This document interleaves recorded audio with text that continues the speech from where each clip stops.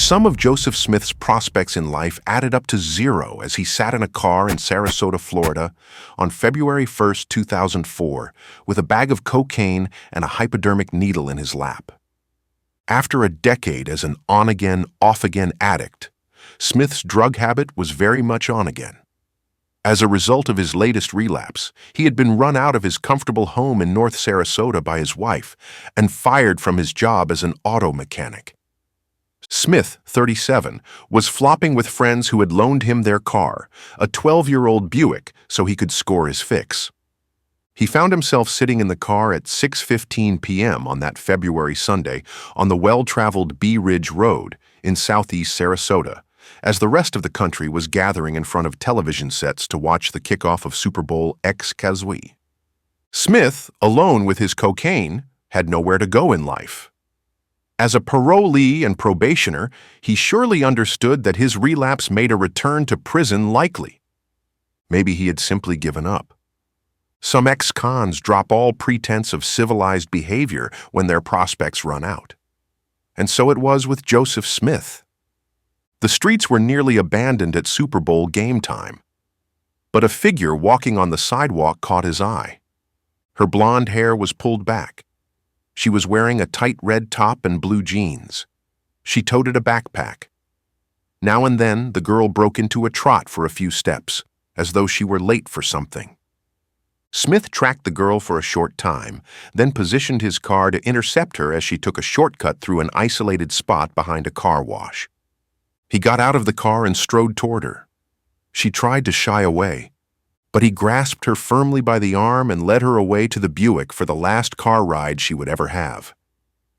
The child's name was Carly Bruscia. She was just 11 years old, born March 16, 1992. Carly was a sixth grader at Sarasota's McIntosh Middle School, just a few blocks from the site of her abduction. At 120 pounds, she could have been mistaken for an older teenager. But she was a typical teen. She loved the mall, and she adored singer-actress Jennifer Lopez. She was bubbly and animated, the sort of kid who liked to greet her girlfriends with big hugs.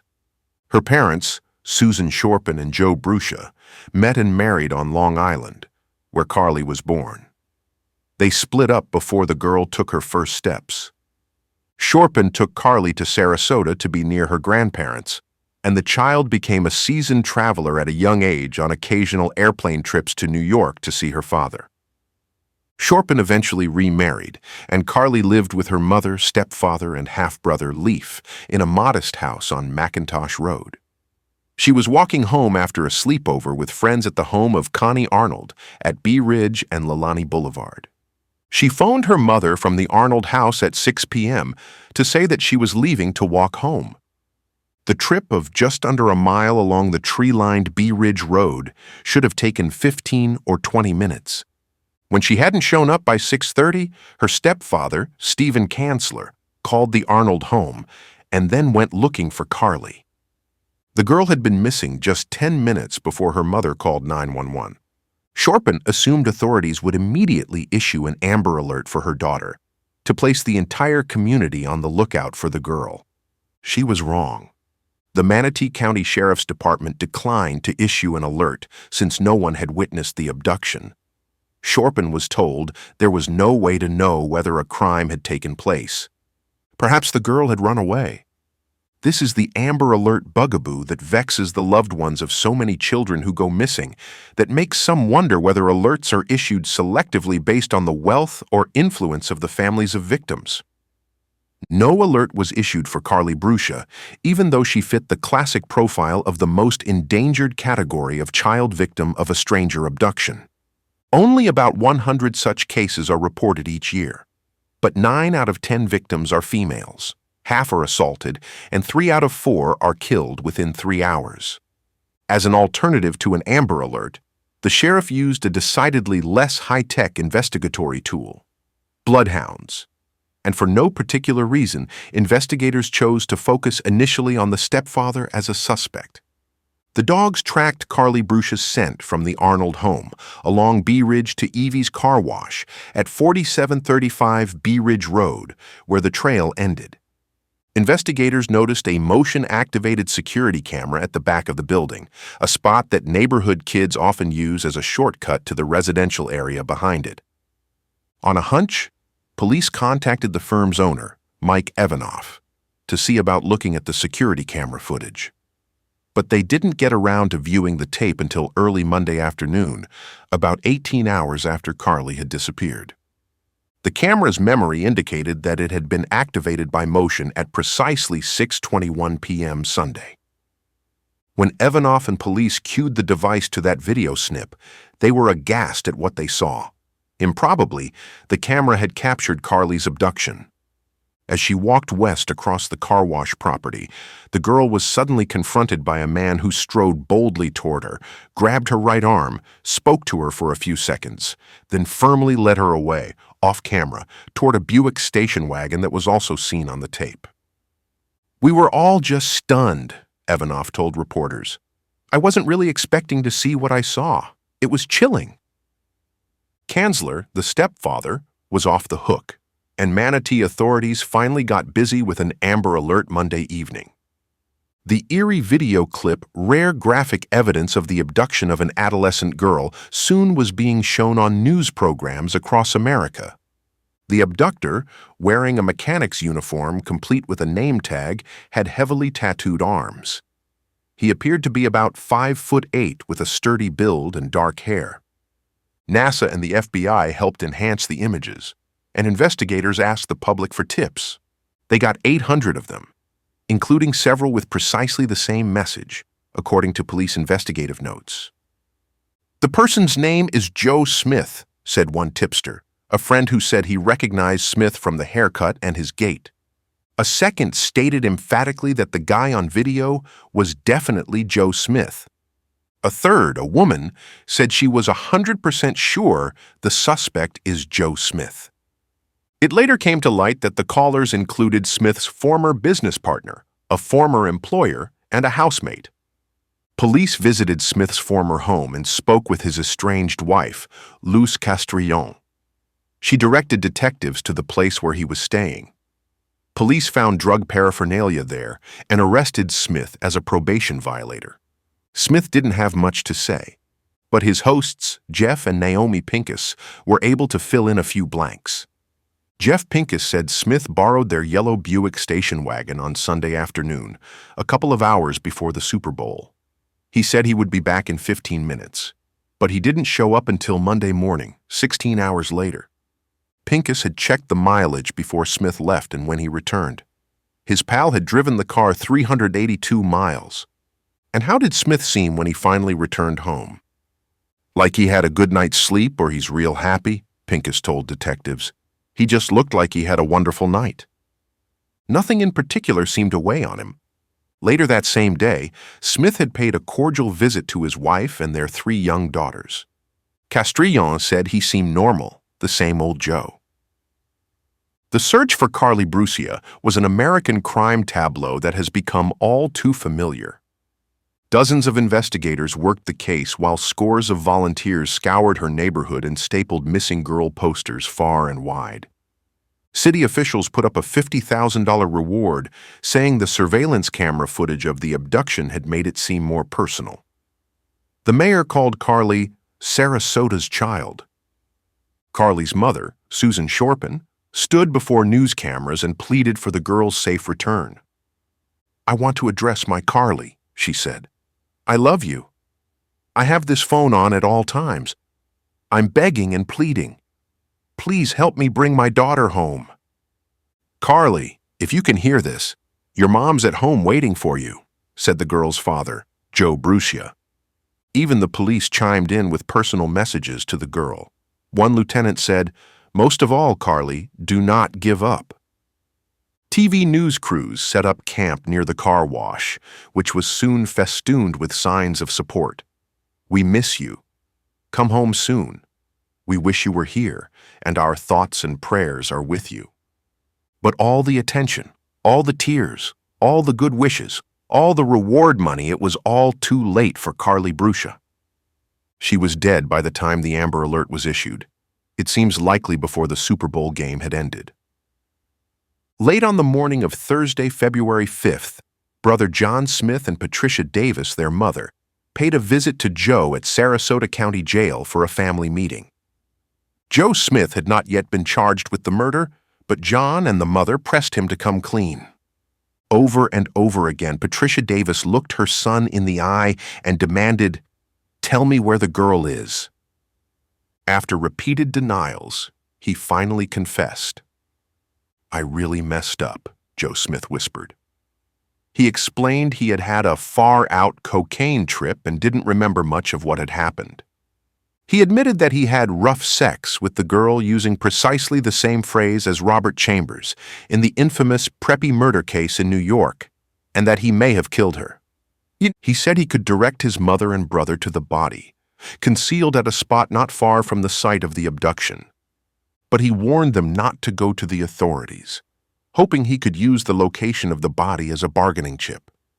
The brothers resurrected a childhood code to use over the phone, with Station C used to mean the location of Carly's body. This all led to one of the more peculiar amateur investigations in the recent annals of American crime. John Smith later said he decided to conduct the search because "I was curious to see if anything he said was accurate." Following Joe Smith's directions, John Smith and their mother, Patricia Davis, drove that same afternoon to the Central Church of Christ at 6221 Proctor Road, just off I-75 and within 2 miles of the abduction site. John Smith, who at the time weighed nearly 300 pounds, and his mother tried to look inconspicuous as they strolled the church property for signs of an adolescent corpse. Station C. When they failed to find anything, John and Joe Smith exchanged a series of phone calls that evening. During one conversation, Joe Smith suggested that John might be in line for the $50,000 reward if he found the body. For a few crazy minutes, the brothers mulled over whether John could grab the money and then designate it to benefit the killer's daughters. But John Smith began to panic, believing that his phone conversations with his brother were being monitored. Remarkably, they weren't.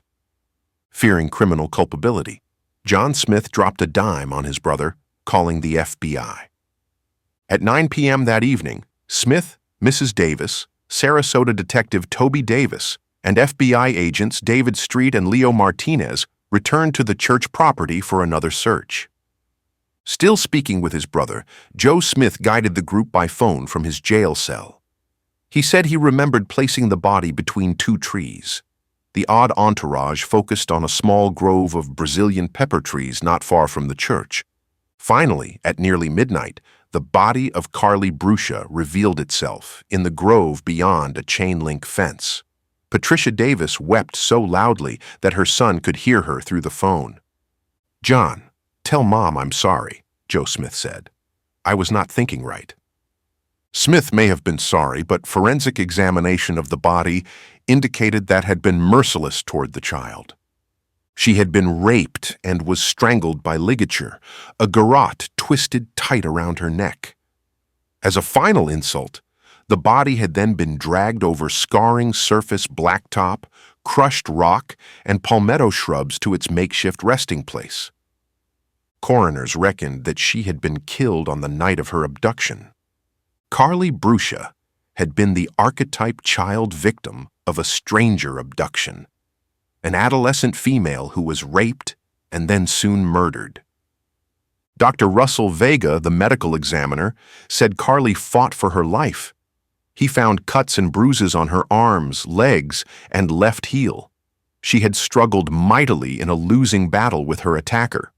Joe Smith said drugs made him do it that he hadn't been himself on February 1st after shooting up a pure, potent strain of cocaine. But then, Smith hadn't been himself for most of his adult life. He was born in Brooklyn, New York, on March 17, 1966. Drugs and depression took hold early. Smith said he was a heroin addict by age 19, but he was Catholic in his narcotics habits, crack, prescription opiate painkillers, and speed. He was a passable auto mechanic and was employed as often as not. But he had no self-control when it came to narcotics, and drug benders ended one job and one relationship after another. Depression became his foil, the convenient enemy he could blame for his drug problem. But which came first, the addiction or the depression? In either case, his life entered a well-worn rut and stayed there. After struggling with crack in New York in the 1980s, he tried to get a fresh start by moving to Florida in 1991. It didn't work. He narrowly survived an overdose in 1993, and he spent most of the following decade in jail, on probation, or in drug rehab. According to a profile by Brian Haas of the Bradenton, Florida Herald. Between lockups, he managed to marry Castrillon and father 3 daughters. In many ways, Smith embodied the American criminal justice dilemma over narcotics. He was arrested more than a dozen times in Florida, mostly for felony drug violations. Under the law, he could have been locked up for long stretches. But again and again, he was allowed to plead no contest in exchange for probation, community supervision, house arrest, or mandatory drug rehab. At times, Smith was a functioning member of society, with a home, a family, and a job. Probation officers seemed to like him. They wrote hopeful reports on his progress. And when he fell off the wagon, Smith often managed to convince a judge that he deserved another shot. And he got plenty of them. The final series of events in Joe Smith's long criminal history began when he was sentenced to 6 months of house arrest in March 2000 for a narcotics violation involving OxyContin, an addictive prescription opiate used to treat chronic pain. He attended rehab at Phoenix House that May as part of his sentence, but a month later his wife tipped his probation officer that Smith was again strung out on OxyContin.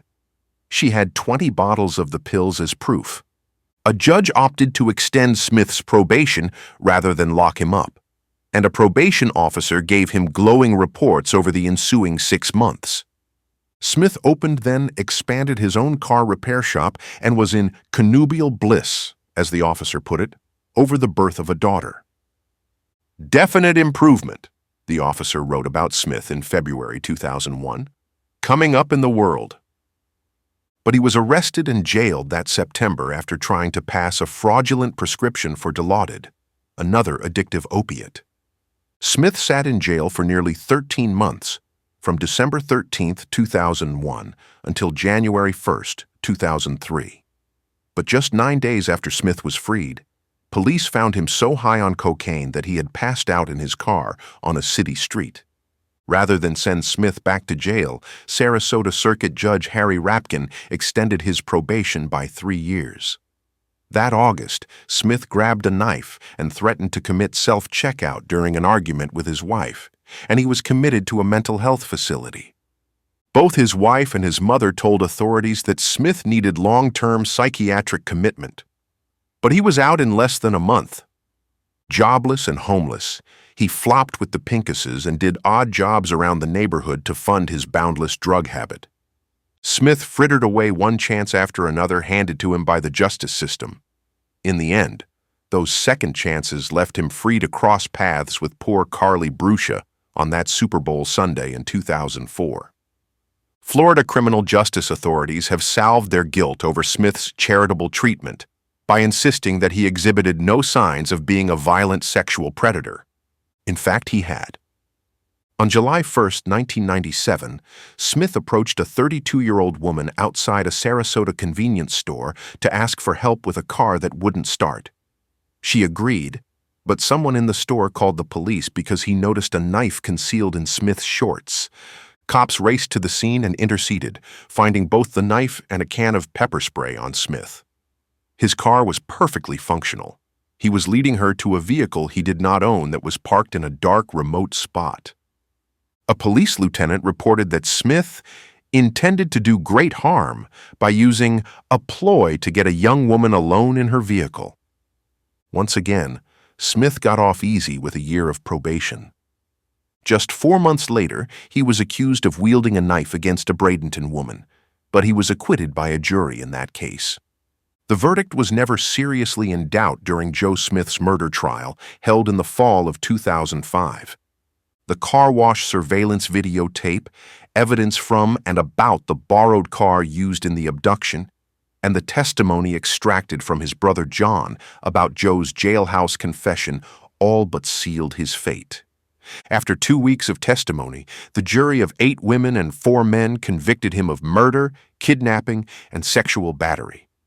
Most courtroom histrionics occurred during the penalty phase when each side presented evidence as to whether Smith should live or die. Carly's future and life have been stolen from her and from her family, her paternal grandmother, Andrea Bruscia, said in a written statement that was read aloud. "We will never know her as a teenager. Our family is forever broken. Our nightmares about what you've done to her, our hearts will never heal." "I can no longer watch her grow," said the girl's mother, Susan Shorpen. "I can only imagine her in a wedding gown walking down the aisle." Jurors wept along with Shorpen. The prosecutors, Assistant State Attorneys Craig Schaefer and Deborah Jonas Riva, presented a long list of aggravating factors weighing in favor of execution, not least that Smith was merciless in strangling the child. Dr. Vega, the medical examiner, estimated that Smith choked Carly for several minutes to kill her. This gave him time for a substantial level of reflection during the murder. Smith's 3 attorneys, all court-appointed public defenders, tried to portray him as a sympathetic human being. "Joe is a man with many good qualities," said attorney Carolyn De Silva, "but he was unable to control his drug addiction." 13 friends and acquaintances, but no immediate family members, spoke on behalf of Smith. There were no revelations about Mother Teresa moments in his life. He loved animals. He once helped a girlfriend learn to drive. He gave gasoline to a biker whose tank was dry. He was nice to his niece. He worked cheap on cars. Another of his lawyers, Adam Tebruga, tried to cast Smith as something of a victim of lenient treatment and ineffective rehab commitments dating to 1992. Tebruga said, "The defendant repeatedly sought help for his problems, but was either denied help or received ineffective assistance for his problems." In the end, the jury voted 10-2 in favor of execution, after what jurors described as emotional deliberations. Judge Andrew Owens was charged with making the final decision about Smith's fate, but under Florida law, he was compelled to give the recommendation great weight. Joe Smith, who had gained considerable weight since his arrest, was given a chance to stand before Judge Owens and make his case for life. "I do not ask for mercy for myself," said Smith, weeping. "The only thing I can see to give me a life sentence is for my family. I do not want to see them hurt any further." Smith said he was trying to commit self-checkout on that Super Bowl Sunday after a lifetime of drug addiction. "I just wanted to die that day," he said. Judge Owens granted his wish. On March 16, 2006, the day before Carly's birthday, he condemned Smith to death by lethal injection. "Her death was conscienceless and pitiless and undoubtedly unnecessarily torturous," Owens said. "The scales of life and death tilt unequivocally on the side of death." Smith, in a prison jumpsuit, stared straight ahead and belied little emotion. Carly's kin also were subdued. There were no shouts of joy. "A lot of people probably want to ask me if I'm happy with the verdict," the girl's aunt, Lori Bruscia, later said. "I don't think you are ever happy.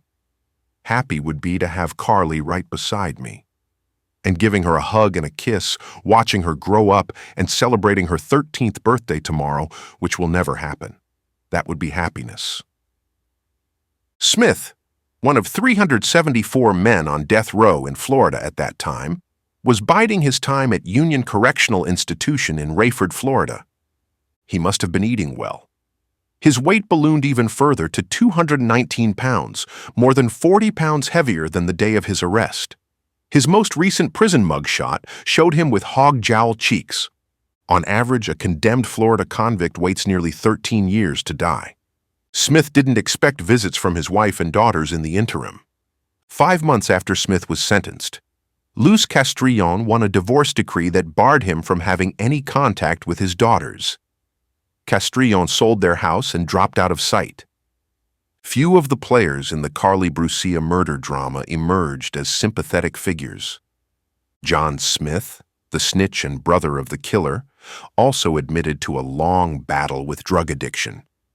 Even Connie Arnold, whose house Carly was walking home from when abducted, has since been arrested for trying to buy cocaine in her neighborhood. But perhaps most unseemly was Susan Shorpen, the victim's mother. She had had a troubled life even before the murder, including a drug arrest in 1995, when Carly was 3, and a domestic violence collar in 1999. Just months before the girl was killed, Shorpen was reported missing by her husband, Stephen Kanzler. When she finally turned up, she told authorities she had had a relapse of her drug problem. Things only got worse after the murder, beginning with gaudy gaffes. Shorpen showed up at a somber Valentine's Day 2004 memorial service for her daughter, an event attended by hundreds of Sarasotans in a white stretch limousine.